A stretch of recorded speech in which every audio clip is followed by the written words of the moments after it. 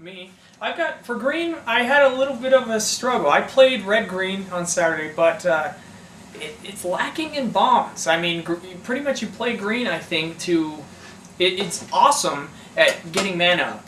And getting, it's the best at getting mana in creatures. It's got that wall that taps for green. It's got a couple elves that can do that. And then it's also got so many Eldrazi spawn creators in it that are just nasty, and so it can get out big creatures really fast. But for my bomb, I've got Moldea Channelers, which I did draft one, and I since then traded for one, and this guy is really good.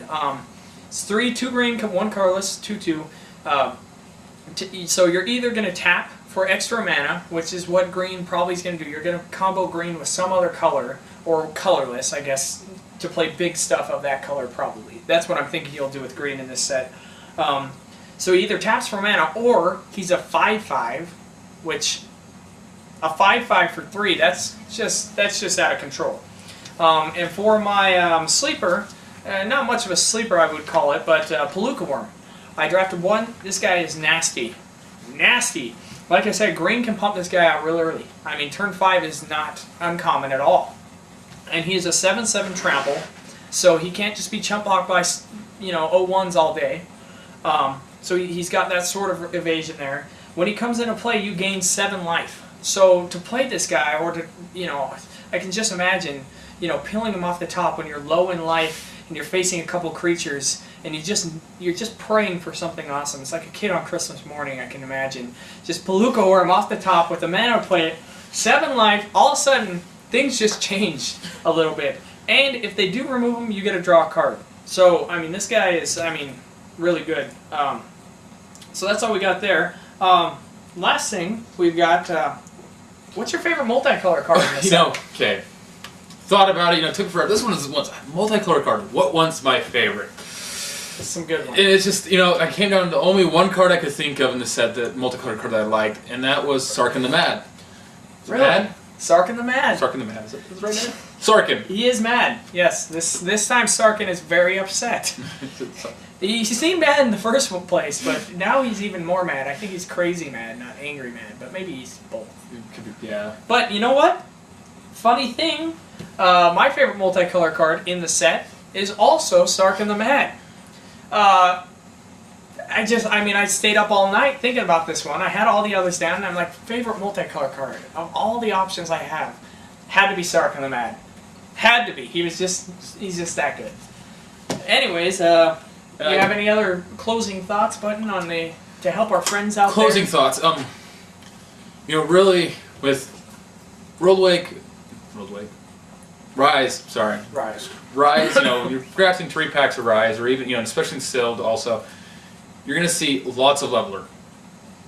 So use it. I mean, I know people are like, oh, it's Leveler, it's not good, it's not good. Leveler is awesome. Not just in Sealed, but in Constructed also. Use that Leveler. Rebound, it may take some of the surprise off of what you're doing, but at the same time, use it. I mean, the fact that you use the spell twice, it can be very helpful. It's basically 2 cards for 1. Card advantage is never a bad thing. Yeah, the only things I have is, I agree, Leveler's awesome, Rebound's awesome, Totem Armor is awesome. All these are really good and limited. The Eldrazi look like they're for real. I don't know what will come by in Constructed in the next few weeks or so, but in limited, they're possible to play. My only thought, ending thought I guess to leave with is, to think about it, the Eldrazi, especially big fat ones like Emrakul, you shouldn't see that in a game, in limited. I mean, even in Sealed, you shouldn't see it. And if you are, again, I feel terrible, just terrible for you. Because a couple things. One, Eye of Ujin's not in the set. You will never, ever draft an Eye of Ujin in Rise, Rise, Rise. It's not going to happen. So there's one land. If it does, call a judge. Call a judge immediately, because something's fishy. So you'll never see that. Eldrazi Temple, which was originally thought was going to be uncommon, is rare. So, in draft, you're lucky to see one. Did you see one? I saw someone drafted one, but in my pod...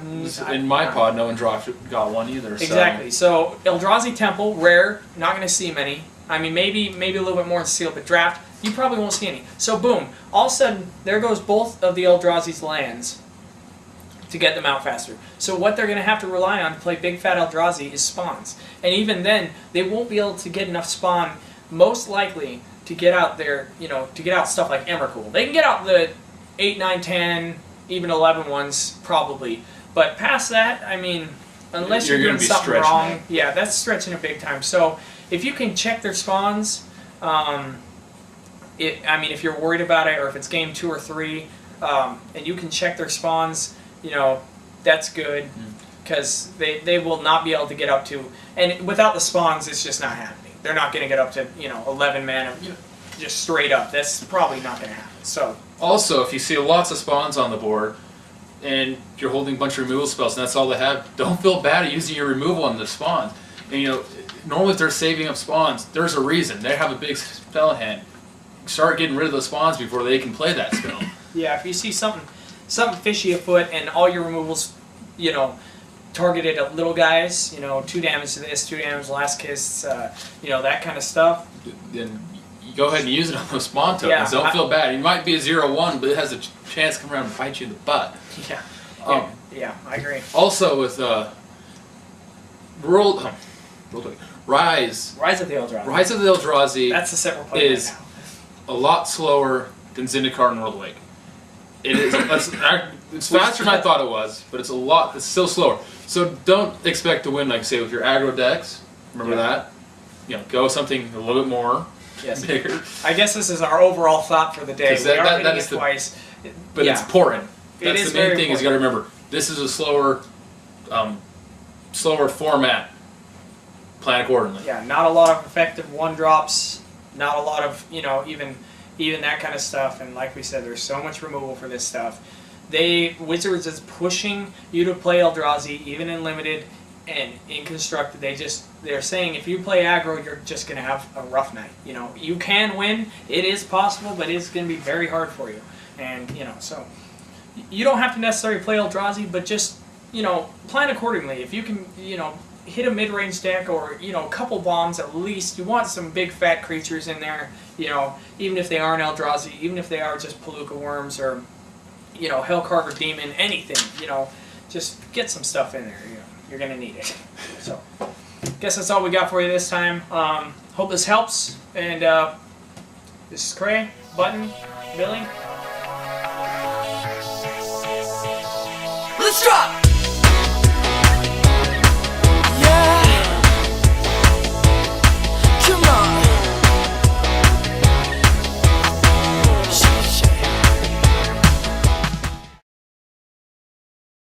Is ba-ba-da-da. Charnelhold Worm, what do you think about this guy?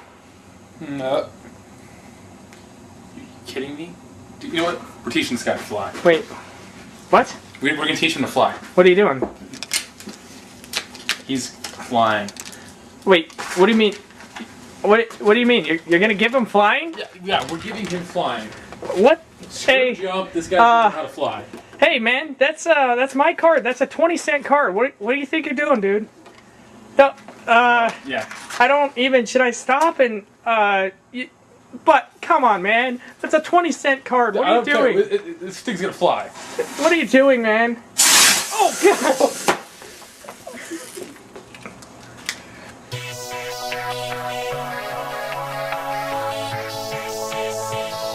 Let's drop!